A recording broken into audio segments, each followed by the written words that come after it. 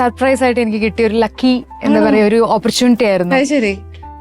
കുറച്ച് കോൺട്രവേഴ്സി ഒക്കെ ഉണ്ടതിന് ശേഷം ഞാനൊരു ലോങ് ഒരു ഗ്യാപ്പ് വന്നപ്പോഴാണ് കറക്റ്റ് ഷാജി സാറിന്റെ പടത്തിൽ നമ്മളൊക്കെ ഈ ആക്ഷൻ പടത്തിന്റെ മെയിൻ ഡയറക്ടർ എന്നുള്ളൊരു രീതിയില് അപ്പം അങ്ങനെ ഒരാളുടെ ആളുടെ പടത്തിലോട്ട് വിളിക്കാന്ന് പറഞ്ഞപ്പം ഭയങ്കര എക്സൈറ്റഡ് ആയിരുന്നു.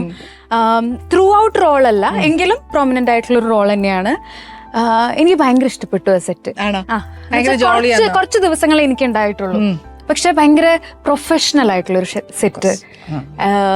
ഞാൻ എന്താ പറയാ, ഞാനിങ്ങനെ ആലോചിക്കായിരുന്നു ഒരു ദിവസം. ഞാനിങ്ങനെ പോയിട്ട് ഇങ്ങനെ ചുമ്മാ തമാശക്ക് ഇങ്ങനെ ആരോ പറയുന്ന കേട്ടു, ഒരു സിഗരറ്റ് വലിക്കണമെങ്കിൽ 1 മൈൽ അകലെ പോകണം, ഈ സെറ്റിൽ അതൊന്നും പറ്റത്തില്ല. അപ്പൊ ഞാൻ ചോദിച്ചു, അപ്പോഴേ ഞാൻ ശ്രദ്ധിച്ച ഒരാളും അവിടെ സിഗരറ്റ് വലിക്കുന്ന കണ്ടിട്ടില്ല. ഭയങ്കര ഷാജി സാറിനത് പറ്റത്തില്ല, അരിശപ്പെട്ടിട്ടില്ല. പക്ഷെ അവിടെ റൂളുണ്ട്, അതായത് സെറ്റിൽ പറ്റില്ല ഉണ്ട്. അപ്പൊ ഞാൻ ആലോചിച്ചപ്പോ ശരിയാണല്ലോ, ആരും സിഗരറ്റ് വലിക്കുന്ന കണ്ടില്ലല്ലോ, എന്താ പറ്റി? ആക്ച്വലി ഇതുണ്ടല്ലോ, ഇങ്ങനെ പറയുമ്പോ ഏട്ടൻ പറയും അതൊക്കെ ചുമ്മാ പറയുന്നത്, ഞാൻ അങ്ങനെ സ്ട്രിക്റ്റ് മറ്റു കാര്യങ്ങളൊന്നും അല്ല. ഒരു ബഹളവും ഒന്നും ഉണ്ടായിട്ടില്ല. പക്ഷെ ഇതെല്ലാരും ഉണ്ട് എന്ന് വെച്ചാൽ എല്ലാവരും അത് പാലിക്കുന്നുണ്ട്, അതൊരു പ്രൊഫഷണൽ ആയിട്ട് കൊണ്ടുപോകുന്നുണ്ട്. അത് ഭയങ്കര ഒരു. അപ്പൊ പേടിയുണ്ട് ഏട്ടനെ? ഇല്ല, ഫ്രണ്ട്ലിയാ, നല്ല ഫ്രണ്ട്ലി. ഒരു കൊച്ചു കുഞ്ഞുണ്ട്, മിത്ര എന്ന കുട്ടിയുടെ പേര്. അവളുടെ അടുക്കുന്ന മിഠായി മേടിച്ചരാം ചെയ്യിപ്പിക്കുന്നത് കാണണം, ഭയങ്കര കംഫർട്ട് ചെയ്ത്. ചേച്ചിനെ പോലെ ഞാൻ ചേച്ചിയുടെ വീഡിയോസ് ഒക്കെ കണ്ടിട്ടുണ്ട്.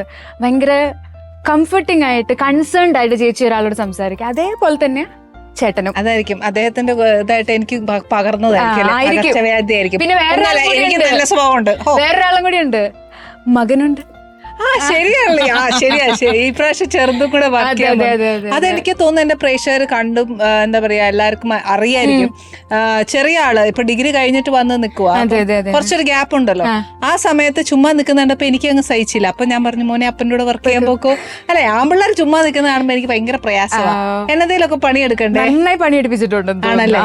അവിടെ പിന്നെ പക്ഷെ ഈ പറഞ്ഞ പോലെ മകൻ എന്നുള്ളൊരു ബന്ധം അങ്ങനത്തെ ഒരു ഇത് ഞാൻ കണ്ടേ ഇല്ല. എഡി തന്നെ അല്ലേ? ഓക്കെ. ശരിക്കും വിൻസി അവിടെ വർക്ക് ചെയ്തപ്പോഴത്തേക്കും ഏട്ടൻ എന്നോട് പറഞ്ഞത് ഭയങ്കര കോൺഫിഡന്റ് ആണ്, ഭയങ്കര ബോൾഡ് ആണ് വിൻസി. ബേസിക്കലി ക്യാരക്ടർ അങ്ങനെയാണോ? പ്രൂവ്ഡ് ആണ് അത്. നമ്മൾ പ്രേക്ഷകർക്ക് എല്ലാവർക്കും അറിയാം you are bold and confident എന്നുള്ളത്. ഒരു ക്യാരക്ടർ ചെയ്യുമ്പോഴും ആ ഒരു ഫേസിൽ അതുണ്ട് എന്നൊക്കെ ഏട്ടൻ എപ്പോഴും പറയും. ശരിയാണോ? നമുക്ക് അറിയാത്ത മേഖലയിൽ ഞാൻ കോൺഫിഡന്റ് അല്ല, അറിഞ്ഞു വന്നു കഴിഞ്ഞാൽ ആ സ്പേസിൽ ഞാൻ പിന്നെ കോൺഫിഡന്റ് ആയിരിക്കും. അല്ലാത്തപ്പോ അറിയാത്ത ബേസ് ക്യാരക്ടർ ഇതാ പറഞ്ഞ, എനിക്ക് എക്സ്പ്ലോർ ചെയ്യാനും ഓരോ മേഖലയെ എക്സ്പ്ലോർ ചെയ്യാനൊക്കെ താല്പര്യമുണ്ട്. ബേസിക് ക്യാരക്ടറിൽ എല്ലാത്തിലും എടുത്ത് ചാട്ടമുണ്ട്, എന്നിട്ട് പണി പാളുമ്പോ കരയാറുമുണ്ട്. വൺസ് ഞാൻ അതിലൂടെ ഗോ ത്രൂ ചെയ്ത് കഴിഞ്ഞാൽ കോൺഫിഡന്റ്. ഈ വീണ്ടും ആ എക്സ്പീരിയൻസ് വീണ്ടും വരുമ്പോ ഹാൻഡിൽ ചെയ്യാൻ അറിയാം. പിന്നെ പതറുകയല്ല നമ്മള്. ഓക്കെ. അതെ, ഈ സിനിമയിലേക്ക് നമ്മൾ വന്നു, നല്ല ക്യാരക്ടേഴ്സ് ചെയ്തു. പിന്നെ പിന്നെ നോക്കുമ്പോഴത്തേക്ക് അങ്ങനത്തെ ഒരു ബോൾഡ് ക്യാരക്ടേഴ്സ് ഒന്നും വിൻസിൽ കാണുന്നില്ല. ഇതൊക്കെ എന്നെ സെലക്ട് ചെയ്ത് ചെയ്യാത്തേ? എപ്പോഴും ബോൾഡ് ആവുന്നത് ശരിയല്ലല്ലോ. ബേസിക്കലി അതൊരു ഉണ്ട്, വിൻസിയുടെ ഒരു ലേബൽ, ആ സിഗ്നേച്ചർ ഉണ്ട്. അപ്പം പിന്നെ പിന്നെ കാണുന്നത് എനിക്കൊന്ന് മാറ്റിയെടുക്കുന്നതാണോ? എനിക്ക് കോമഡി ചെയ്യാൻ ഇഷ്ടമാണ്, അത് ഞാൻ ചെയ്തിട്ടുണ്ട്. പത്മിനി അങ്ങനത്തെ കുറച്ച് മൂവീസിലൊക്കെ അത് ചെയ്തിട്ടുണ്ട്. ബോൾഡ്നെസ് ആണ് ആൾക്കാരിലോട്ട് കൂടുതൽ എത്തുന്നത്. അതല്ലാത്തൊരു ഇപ്പൊ നായകൻ എന്ന് പറഞ്ഞ റിയാലിറ്റി ഷോയിലൂടെ ഞാൻ വരുന്നത്. അപ്പൊ അതിലൊക്കെ കുറെ എക്സ്പ്ലോർ ചെയ്തിട്ടുണ്ട്, ഫണ്ണി കാര്യങ്ങളും. അപ്പം ഒന്നിലോട്ട് സ്റ്റക്ക് ചെയ്യാതിരിക്കാൻ വേണ്ടിട്ട് പലതും, ഇനിയിപ്പോ നെഗറ്റീവ് റോൾ ചെയ്യണം, എല്ലാം എക്സ്പ്ലോർ ചെയ്യണം. അപ്പൊ ഭയങ്കര ഇഷ്ടമായിരുന്നു ഒരു ആക്ട്രസ് ആവാനായിട്ട്. അതെ. അങ്ങനെ അപ്പം ഇതിലേക്ക് വരുന്ന ഞാൻ പറഞ്ഞുതരാം. ചെറുപ്പത്തില് നമ്മൾ ടി വി എന്നാണ് എല്ലാത്തിന്റെയും തുടക്കം. ടിവിയില് ഇപ്പം ഈ സമയമാകുമ്പോ ഓരോരുത്തർ ഓണം, വിഷു അതിന്റെ ടൈമൊക്കെ ആകുമ്പോൾ ഓരോ നടിമാര് വന്നിരുന്നിട്ട് ഇങ്ങനെ ഇന്റർവ്യൂ കൊടുക്കും. അപ്പൊ നമ്മളിത് കാണുമ്പോൾ നല്ല ഭംഗിയുള്ള നടിമാര്. എനിക്ക് ചെറുപ്പത്തില് കുറെ പേര് ഇൻസെക്യൂരിറ്റീസ് ഇട്ട് തന്നിട്ടുണ്ട്. എന്റെ ഡാർക്കർ ഷെയ്ഡായിരുന്നു. അപ്പം കാക്കക്കറുമ്പി എന്നൊക്കെ വിളിച്ചിട്ട് കുറച്ച് ടോക്സിക് ആൾക്കാരുണ്ട്. അപ്പൊ അത് കഴിഞ്ഞപ്പോ അത് നമ്മളുടെ കുട്ടി മനസ്സിൽ കയറി കൂടിയപ്പോ നമുക്ക് വിഷമം എന്നല്ല, അതും ഒന്ന് മാറ്റി പറയിപ്പിക്കണല്ലോ എന്നുള്ളത് ഒരു വാശി. അങ്ങനെ നമ്മൾ ടി വിയിൽ നോക്കുമ്പോ നല്ല സുന്ദരികളായ നടിമാര് വന്നിരുന്ന് ഇങ്ങനെ ഇന്റർവ്യൂ കൊടുക്കും. അപ്പൊ എന്റെ മനസ്സിൽ അവിടെ ആ ഒരു മേഖലയിൽ കയറി കൂടിയാൽ ഇതൊക്കെ നമുക്ക് മാറും, നല്ല ഭംഗി വെക്കും, നല്ല പൈസ കിട്ടും എന്നൊക്കെയുള്ള അങ്ങനത്തെ അതൊക്കെയായിരുന്നു ഇനീഷ്യൽ. നാച്ചുറൽ, എല്ലാവർക്കും അത് തന്നെയല്ലേ. പിന്നെ പോകെ മാറി. ആ. അത് ഇതിന്റെ ഉള്ളിലോട്ട് കയറി വന്നപ്പോഴത്തേക്കിനും ഇതിങ്ങനെയല്ല നമ്മൾ അപ്രോച്ച് ചെയ്യേണ്ടത്.